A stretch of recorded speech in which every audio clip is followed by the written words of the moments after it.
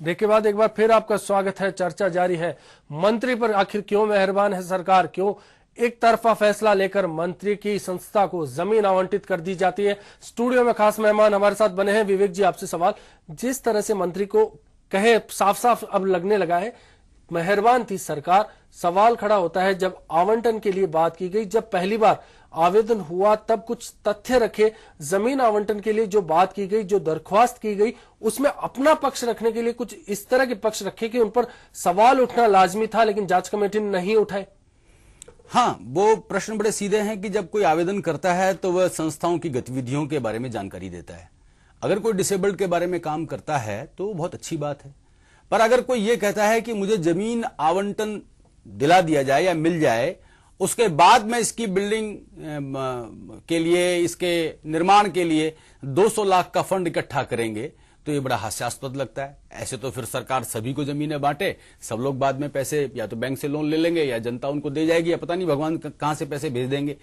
तो अपना balance sheet मांगने का जो शर्त लगाई जाती है, या 3 साल के ऑडिटेड बैलेंस शीट मांगने का जो कारण है, वो यही है कि आखिर संस्था का हिसाब किताब तो देखा जाए कि उसकी कितनी वो बनती है, कि वो उसमें क्षमता बनती है जिसके अंदर वो उसको निर्माण कर सकती है। बिल्कुल बिल्कुल, हर जगह कहीं ना कहीं घूम फिर कर अगर लौटा जाता है तो सवाल खड़े हो जाते हैं। मंत्री सवालों के घेरे में आ जाती।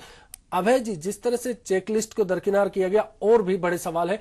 केंद्र से सोनिया गांधी की ओर से गाइडलाइंस जारी की गई थी, कहा गया था कि साफ तौर पर कहा गया कोई भी मंत्री अपने पद पर रहते हुए अपनी संस्था या अपने रिश्तेदार नातेदार के लिए जमीन आवंटित नहीं करा सकता। क्या लगता है कि अब वहां वो जो गाइडलाइंस थी उनको दरकिनार किया गया? देखिए, अगर अपन शुरू से देखें, और एक बहुत वृहद उसका जांच का ये विषय है कि अगर पूरे इस कांग्रेस शासनकाल पर अगर नजर डाली जाए और पूरी जांच की जाए, तो बहुत से ऐसे कई मुद्दे निकलेंगे जिसपे जो वहां से कांग्रेस इनके आला कमान द्वारा जो निर्देश दिए गए थे उनकी पूर्णतः धज्जियां उड़ाई गई है। बहुत सारे मंत्री हैं जिन्होंने जमीनें भी ले ली, खानों का भी आवंटन कर लिया, और तरह तरीके के अपने वो लाभ के पद अपने बच्चों के नाम पर, अपनी बेटियों के नाम पर, निकट रिश्तेदारों के नाम पर वो लोग करवा रहे हैं, और खुलेआम करवा रहे हैं, सब लोगों की जानकारी में है।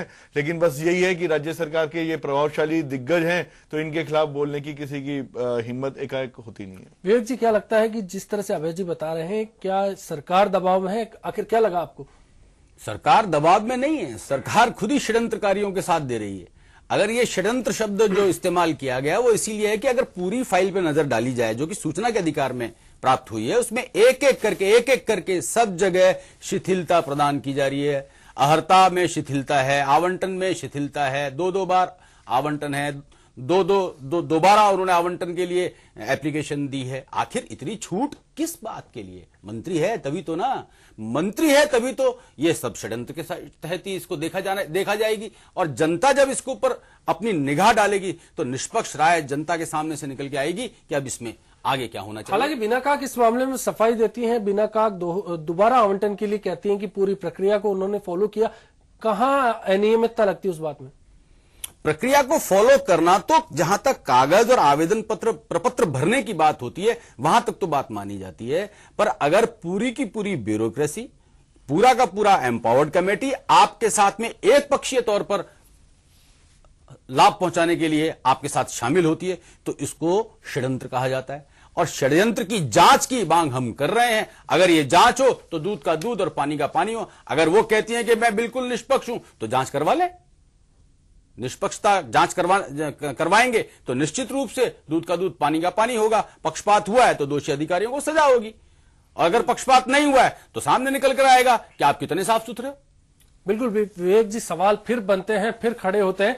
मेरे सहयोगी नीरज भी जुड़ चुके हैं इस वक्त हमारे साथ फोन लाइन पर। नीरज, आपसे जानना चाहेंगे, बिना काक का मसला जिस तरह से जमीन आवंटन को लेकर इन दिनों सुर्खियों में है, क्या कुछ सरकार कर रही है इस बारे में? देखिए अश्विन, ये पहला मामला नहीं है, इस तरह के मामले लगातार होते रहे। बिना काक जो है अशोक गहलोत की मंत्रिमंडल में काफी वोल्ट मानी जाती है, और जिस तरह से जमीन की बंदरबांट हुई है उसके बावजूद अभी तक सरकार ने किसी तरह का कोई बयान जारी नहीं किया। सबसे बड़ी बात है कि सरकार इस मामले में कोई बयान देना ही नहीं चाहती, जबकि इसी तरह का मामला जो दीनदयाल तरफ से आ रहा है तो सरकार को वो उनकी जमीन का आवंटन रद्द करना पड़ा था। लेकिन अभी तक लगातार पिछले 3-4 दिनों से लगातार इस मामला उठाया जा रहा है, लेकिन इसके बावजूद सरकार की तरफ से कोई बयान नहीं आया। मुख्यमंत्री से कल भी जानने की कोशिश की गई तो उन्होंने इस बात पर, इस पूरे मसले पर किसी तरह का बयान देने को उचित नहीं समझा और यही हाल बीना काक का है। स्वयं बीना काक भी इस मामले में बोलना नहीं चाहती। जहां तक बात ट्रस्ट की, तो ट्रस्ट ने जरूर एक बयान जारी कर कहा है कि हमने सब काम किया है, नियमों के अनुसार किया है और इस तरह की जमीनों के मंदरबाट कई संस्थाओं को और भी हुआ है। तो अश्विनी, ये छोटा मामला नहीं है, अभी इस तरह के मामले दर्जनों हैं और करोड़ों नहीं अरबों का इस तरह का घपला है। राज्य सरकार को चूना इस तरह लगाया गया है जो सस्ते दामों पर लोगों को ट्रस्टों के नाम पर जमीन दी गई है और ट्रस्ट लगातार जनता की जो गाड़ी कमाई है वो पीस के माध्यम से वसूलते हैं। जबकि इस तरह की जो ट्रस्टों को जमीन दी जाती है, रियायती दर पर जब जमीन दी जाती है तो उनसे उम्मीद की जाती है कि जो छात्र है, स्टूडेंट जो पढ़ते हैं उनको रियायत मिले, लेकिन इस तरह के जो ट्रस्ट बने हुए हैं वहाँ रियायत नहीं मिलती, उनसे ज्यादा वसूली की जाती है। तो अश्विनी, वाकई में गंभीर मामला, लेकिन सरकार इस मामले में बिल्कुल भी अभी तक किसी तरह का बयान देने को तैयार नहीं है और नहीं अभी तक ट्रस्ट के खिलाफ किस तरह की कार्रवाई हुई है। अश्विनी, शुक्रिया नीरज इस चर्चा के लिए। तो जैसा कि नीरज बता रहे थे, आपसे चर्चा हुई, सरकार का भी रुख साफ नहीं है, सरकार बच रही है, साफ तौर पर मंच पर आने से बच रही है। विवेक जी, एक सवाल, जब दरख्वास्त की दोबारा आवेदन की बात की तो बीना काक की ओर से एक हवाला दिया गया कि पहले वाली सरकार ने मेरा आवेदन क्यों निरस्त किया, इस बारे में उन्होंने क्वेश्चन मार्क लगा के छोड़ दिया, एक सवाल या निशान लगाकर छोड़ दिया। उनका यह मानना है कि यह सब जानते हैं कि पिछली सरकार ने मेरा आवंटन क्यों निरस्त किया या मेरे रियायती दर पर आवंटन क्यों निरस्त किया।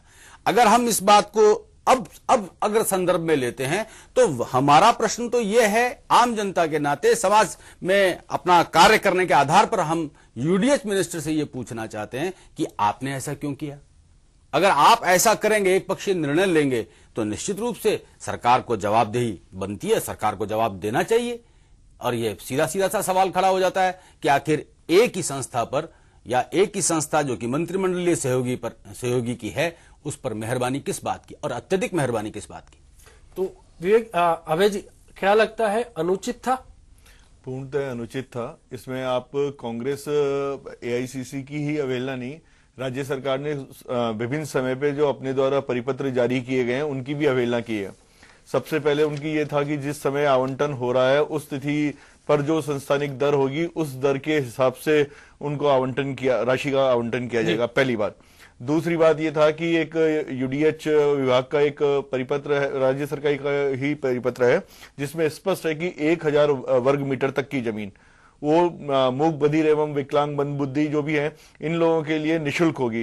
1001 या उससे अधिक की जो वर्ग मीटर की जमीन है, उससे अधिक की अगर कोई भूमि आवंटित करवाते हैं कोई भी संस्था, तो उसको आवासीय जो दर है उसके 25% की दर से किसी भी हालत में कम में उसको आवंटित नहीं की जाएगी।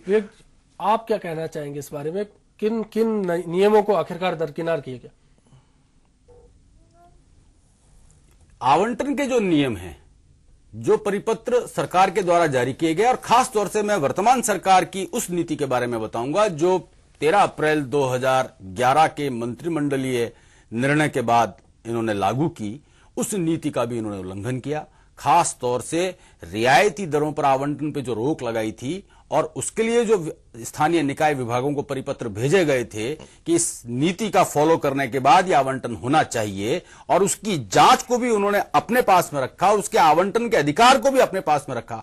तो एक तरफ उसी एम्पावर्ड कमेटी के अंदर ये निर्णय कर रहे हैं इस संस्था के पक्ष में, और उसी के अंदर कह रहे हैं कि भाई जो भी दर आवंटन के समय होनी चाहिए उसी दर पर ही आवंटन किया जाना चाहिए, जबकि खुद ही एम्पावर्ड कमेटी में बैठ के कह रहे हैं कि पूर्व दर से किया जाना चाहिए। अगर पूर्व दर से करेंगे तो आप ही तो अपनी नीति तोड़ रहे हो। जब आप नीति बना रहे हो तो नीति को फॉलो भी तो करो, और खास तौर से यदि कोई वो मंत्रिमंडलीय सहयोगी है तो उसका पहला दायित्व बनता है कि वो स्वयं अपना उदाहरण प्रस्तुत करे, पर खुद तो लाभ ले रहे हैं और जनता को मरने पे छोड़ रहे हैं। बिल्कुल बिल्कुल, कहीं ना कहीं लगता है कि सरकार एक तरफा रुख रखती है मंत्री के खिलाफ, मंत्री की ओर, और एक तरफा रुख में साफ नजर आता है कि मंत्री पर क्यों मेहरबान है सरकार। इस चर्चा में शामिल होने के लिए अभय जी, विवेक जी, आपका बहुत बहुत शुक्रिया। खास चर्चा में इतना ही, दीजिए पूरी टीम को इजाजत, नमस्कार।